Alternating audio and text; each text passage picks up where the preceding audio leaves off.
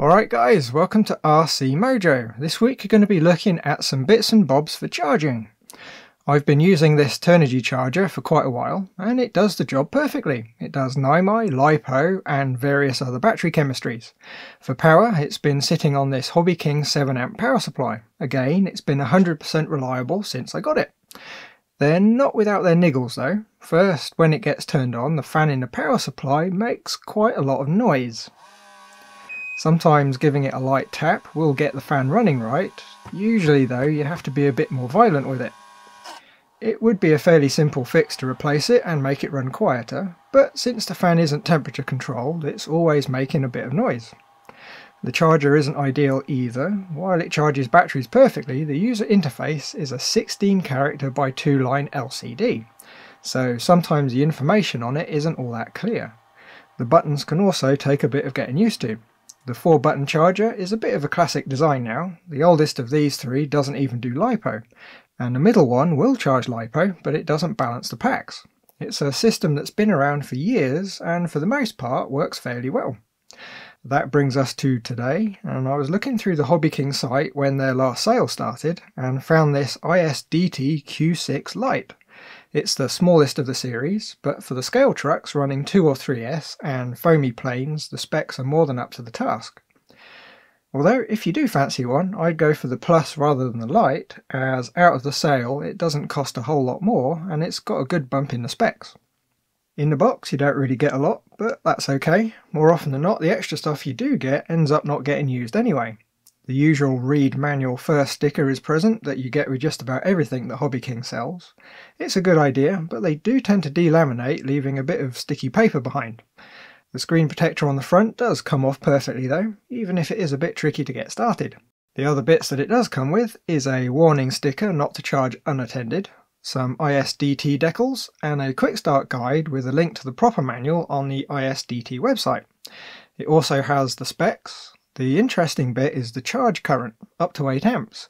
The cell count of up to 6 LiPo cells. Sounds good, but the limiting factor is the max charge power being 200 watts. Watts being volts times amps. So a 3S or 11.1 volt 5 amp hour pack charged at 1C will be roughly 55 watts. Although a fully charged pack voltage is a bit higher, so we'll call it 60 watts, which is still way under the 200 watt max. It's pretty much ideal for the size of the LiPo that we tend to use in the scale trucks. The charger shouldn't ever really heat up with that much overhead, so it'll have a nice unstressed life and hopefully last a good long time. I've been testing the charger for a couple of weeks to see if it's any good. Now I was tempted to make the video as soon as I got it while the sale was still on at Hobby King. It was £22 in the UK warehouse. At the time of recording it's gone up to £35, which is still quite a good price. The problem was, if I did put out a video looking at the charger, and then a week later I found some major flaw, it would be too late. Anyway, you can see we've hooked up the old 7A power supply, so you can see it working. The power lead is just an XT60 at the charger end and banana plugs at the other, which brings me to one of the neat little things. The XT60 on the charger's power input lets you connect a LiPo directly to it. If you're out flying a small model with one of those 500 mAh 3S packs, you can run the charger from a big LiPo and recharge your flight packs while at the field without the usual bulky bits and bobs. Charging from a 5 amp hour 3S pack could get you 8 or so charges of the small flight battery. The charger even lets you set the input voltage limit so you can protect the supply LiPo from getting over discharged. The other thing I rather like, especially for the price, is rather than a text display, we've got a lovely, bright, full-colour LCD. The information display is so clear compared to the old 4-button chargers. So this setup isn't bad, but other than a nice LCD, it doesn't really add that much over the old charger. So next we have a new power supply. Again from the Hobby King sale, it's a 15 volt 350 watt jobby. Now, you might be thinking that's a big power supply when the charger's only capable of 200 watts, and the typical battery we're charging is more like 60, but bear with me, we'll get to that in a bit. In this box we've got a nice sturdy kettle lead for power, the power supply of course, and a bit of cardboard which is mainly there to list the safety warnings. The supply itself is a nice extruded aluminium case. There's a fan and a pair of binding posts at one end, and at the other we've got another delaminating read the manual sticker which covers the main input and switch. It's pretty much what you'd expect from a power supply. We can quickly plug it in and make sure it's working, which shows one of its best features. Yep, the cooling fan is temperature controlled, so once it's got going it's completely silent. As long as it doesn't heat up too much when charging, it's not going to make a sound. But really now, why do we have such a big power supply for such a small charger? Well, I've got two small chargers which will be running at the same time. If you've got lots of batteries to charge, you can mess about trying to hook multiple packs up to one charger, but it's always a bit of a hack. These chargers are so compact, and in the sale at least, very cheap, we can just give each battery its own charger. There's enough extra capacity on the power supply, we could happily add a third at some point too.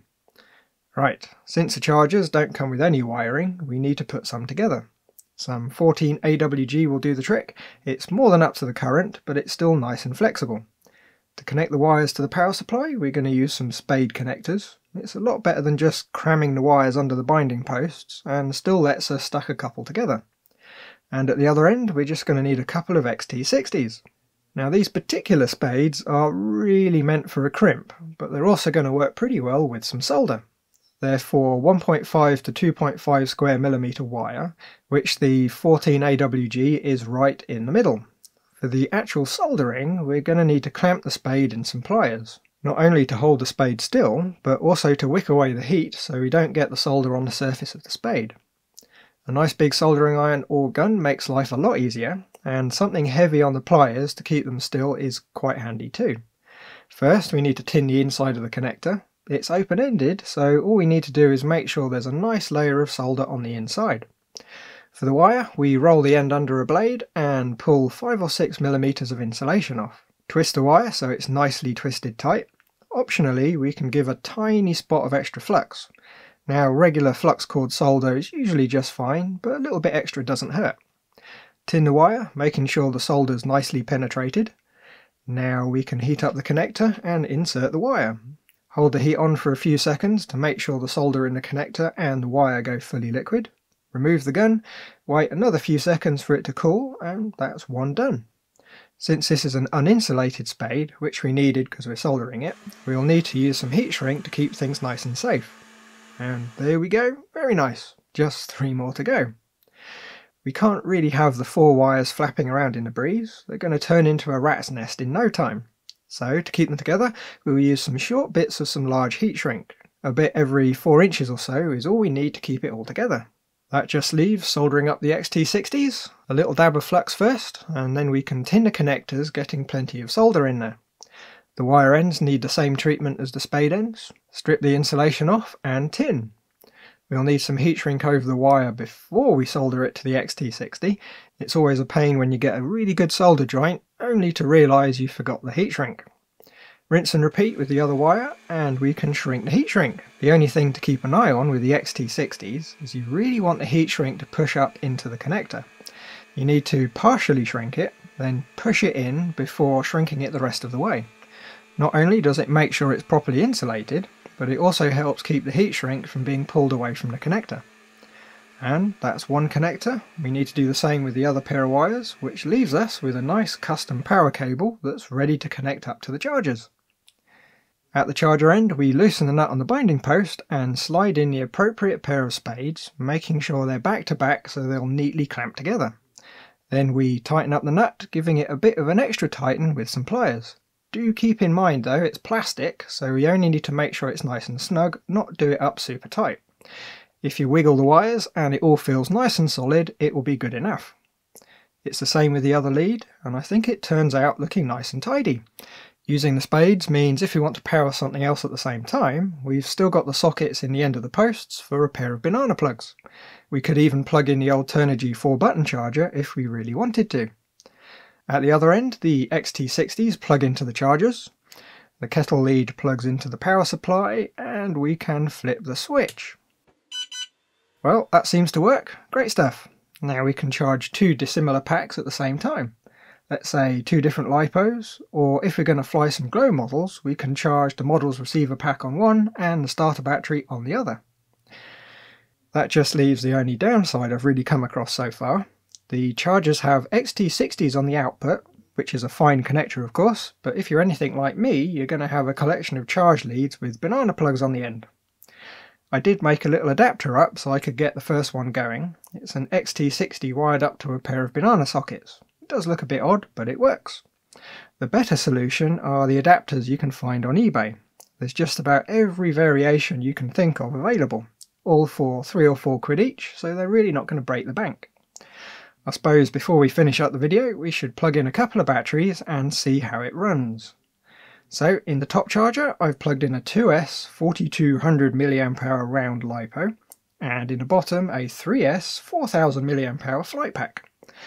Setting them both off at 1C, 4 amps and 4.2 amps is really easy with the scroll wheel and a nice LCD. It's really night and day just how clear the menus and information are. With them both running, we can scroll down to see the power information, which shows the charger with the 3S is running 51 watts and the other one is 32 watts. That's so far under what the power supply can manage that there's no detectable heat being generated, so the cooling fan isn't even turning on. Same with the chargers, they do have a little fan but it's not active. So we've got a completely silent charging setup. Excellent. Right then, that's going to be it for this week. We'll most likely be getting on with the G-Made GOM gearbox next time. There's a lot of rods and springy bits in there, so that should be fun. So, as always, thanks for watching. Like if you liked, subscribe if you haven't, and by all means leave a comment if you've got something to say. Bye guys!